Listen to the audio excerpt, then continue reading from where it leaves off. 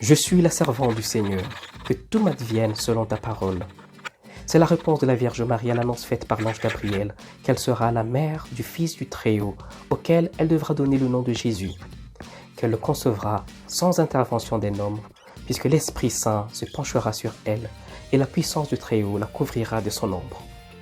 Dans l'annonciation de la naissance de Jean-Baptiste, l'ange Gabriel se rend au temple de Jérusalem et apparaît à Zacharie son père.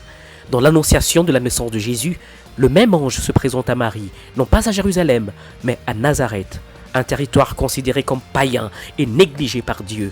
Nazareth de Galilée, cette Galilée d'où aucun prophète n'est né. Apprenant que Jésus était nazaréen, Nathanaël s'était même posé la question de savoir si quelque chose de bon pouvait venir de Nazareth.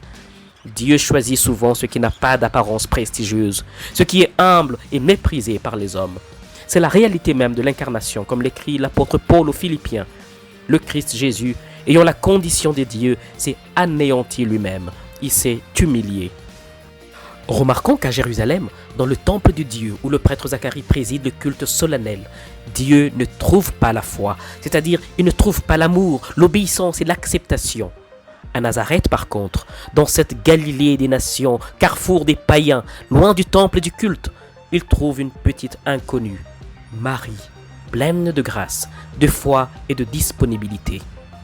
Dans l'Ancien Testament, Dieu vit dans le temple, dans le Saint des Saints.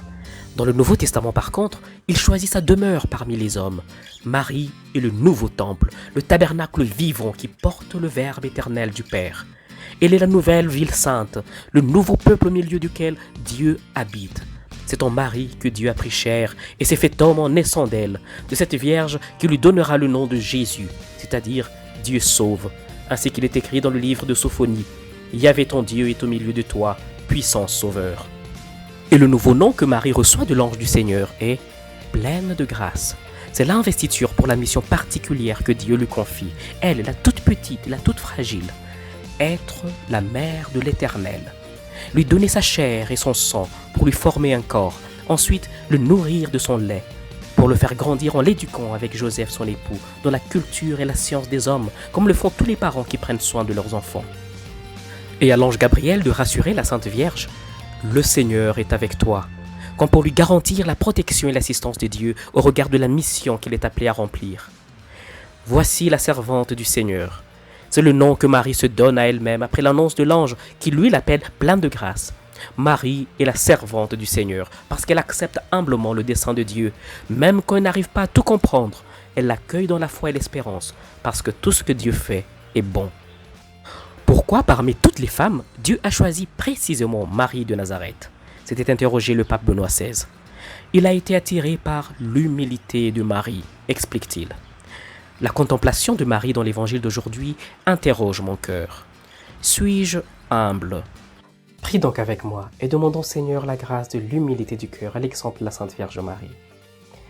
Seigneur, rends-moi humble de cette humilité joyeuse qui attire l'Esprit Saint dans l'âme désencombrée et généreuse. Aide-moi à ne rien m'attribuer des dons reçus, mais à tout remettre au Père avec Marie. Amen.